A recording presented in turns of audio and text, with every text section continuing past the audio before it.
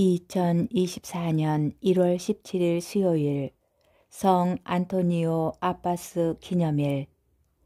안토니오 성인은 3세기 중엽 이집트 중부 코마나의 부유한 가정에서 태어났다. 그는 어느 날 내가 완전한 사람이 되려거든 가서 너의 재산을 팔아 가난한 이들에게 주어라 하신 예수님의 말씀에 감화되어 자신의 많은 상속 재산을 가난한 사람들에게 나누어 주고 사막에서 은수 생활을 하였고 많은 사람이 그를 따랐다. 그는 세상의 그릇된 가치를 거슬러 극기와 희생의 삶을 이어갔으며 사막의 성인, 수도 생활의 시조로 불릴 만큼 서방 교회의 수도 생활에 큰 영향을 주었다. 전승에 따르면 그는 356년 사막에서 세상을 떠났다. 제1독서 사무엘기 상권의 말씀입니다. 그 무렵 다윗은 사울에게 아무도 저자 때문에 상심해서는 안 됩니다. 임금님의 종인 제가 나가서 저 필리스티아 사람과 싸우겠습니다 하고 말하였다. 그러자 사울은 다윗을 말렸다. 너는 저 필리스티아 사람에게 마주 나가 싸우지 못한단다. 저자는 어렸을 때부터 전사였지만 너는 아직도 소년이 아니냐. 다윗이 말을 계속하였다.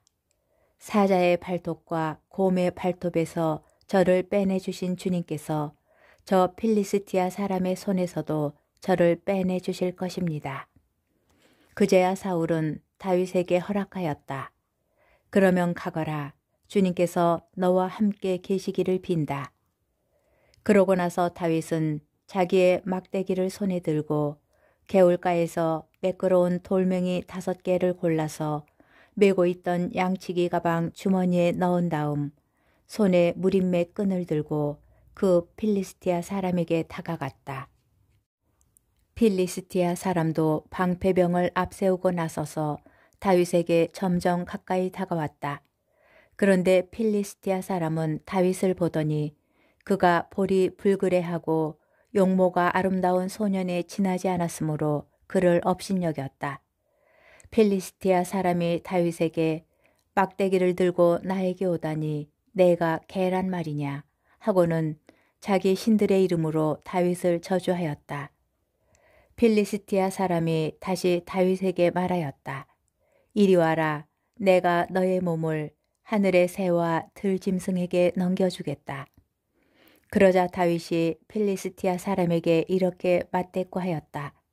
너는 칼과 표창과 창을 들고 나왔지만 나는 네가 모욕한 이스라엘 전열의 하느님이신 만군의 주님 이름으로 나왔다. 오늘 주님께서 너를 내 손에 넘겨주실 것이다. 나야말로 너를 쳐서 머리를 떨어뜨리고 오늘 필리스티아인들 진영의 시체를 하늘의 새와 들짐승에게 넘겨주겠다. 그리하여 하느님께서 이스라엘에 계시다는 사실을 온 세상이 알게 하겠다. 또한 주님께서는 칼이나 창 따위로 구원하시지 않는다는 사실도 여기 모인 온 무리가 이제 알게 하겠다. 전쟁은 주님께 달린 것이다. 그분께서 너희를 우리 손에 넘겨주실 것이다.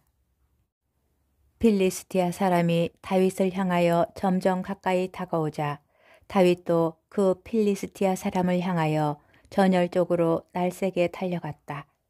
그러면서 다윗은 주머니에 손을 넣어 돌 하나를 꺼낸 다음 무림매질을 하여 필리스티아 사람의 이마를 맞췄다. 돌이 이마에 박히자 그는 땅바닥에 얼굴을 박고 쓰러졌다. 이렇게 다윗은 무림매 끈과 돌멩이 하나로 그 필리스티아 사람을 누르고 그를 죽였다. 다윗은 손에 칼도 들지 않고 그를 죽인 것이다. 다윗은 달려가 그 필리스티아 사람을 밟고 선 채 그의 칼집에서 칼을 뽑아 그를 죽이고 목을 베었다. 필리스티아인들은 저의 용사가 죽은 것을 보고 달아났다. 주님의 말씀입니다. 복음, 마르코 복음 3장 1절에서 6절의 말씀입니다. 그때 예수님께서 회당에 들어가셨는데 그곳에 한쪽 손이 오그라든 사람이 있었다. 사람들은 예수님을 고발하려고 그분께서 안식일에 그 사람을 고쳐주시는지 지켜보고 있었다. 예수님께서 손이 오그라든 사람에게 일어나 가운데로 나와라 하시고 그들에게 말씀하셨다. 안식일에 좋은 일을 하는 것이 합당하냐? 남을 해치는 일을 하는 것이 합당하냐? 목숨을 구하는 것이 합당하냐? 죽이는 것이 합당하냐? 그러나 그들은 입을 열지 않았다. 그분께서는 노기를 띠시고 그들을 둘러보셨다. 그리고 그들의 마음이 완고한 것을 몹시 슬퍼하시면서 그 사람에게 손을 뻗어라 하고 말씀하셨다. 그가 손을 뻗자 그 손이 다시 성하여졌다. 바리사이들은 나가서 곧바로 헤로데 당원들과 더불어 예수님을 어떻게 없앨까 모의를 하였다. 주님의 말씀입니다. 오늘의 묵상 제1독서에서 다윗은 골리앗에게 이렇게 말합니다. 너는 칼과 표창과 창을 들고 나왔지만 나는 내가 모욕한 이스라엘 전열의 하느님이신 만군의 주님 이름으로 나왔다.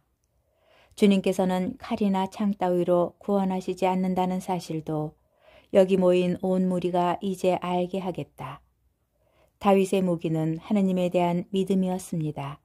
시편 23편을 살펴보면 다윗이 하느님에 대하여 어떤 믿음을 가졌는지 가늠할 수 있습니다. 제가 비록 어둠의 골짜기를 간다 하여도 재앙을 두려워하지 않으리니 당신께서 저와 함께 계시기 때문입니다. 다윗은 하느님께서 함께 계시다는 믿음을 가졌고 절대로 이길 수 없어 보이는 골리앗을 무림의 끈과 돌멩이 하나로 쓰러뜨립니다. 그는 하느님께서 함께 계시다는 믿음으로 구원을 체험하게 됩니다. 복음에 등장하는 바리사이들은 예수님 시대의 열심인 신앙인이었습니다. 그러나 그들은 그 열심으로 이웃들을 죄인으로 만드는 데 익숙하였습니다. 그들에게 하느님께서는 계명과 규정을 철저히 지켜야만 함께 계셔주시는 분이셨습니다. 그렇지 못한 사람은 죄인이며 비난의 대상일 뿐이었습니다. 이 모습을 오늘 복음에서도 쉽게 찾아볼 수 있습니다. 사람들은 예수님을 고발하려고 그분께서 안식일에 그 사람을 고쳐주시는지 지켜보고 있었다. 바리사이들은 나가서 곧바로 헤로데 당원들과 더불어 예수님을 어떻게 없앨까 모의를 하였다. 구원을 체험하게 하는 믿음은 다윗과 같은 믿음입니다. 계명과 규정은 우리와 함께 계시는 하느님을 만나게 하여 주는 특별한 은총을 가지고 있습니다. 그러나 바리사이들처럼 지키는 것만 중요하게 여기는 마음은 계명과 규정으로 말미암아 하느님을 만나지 못하게 합니다.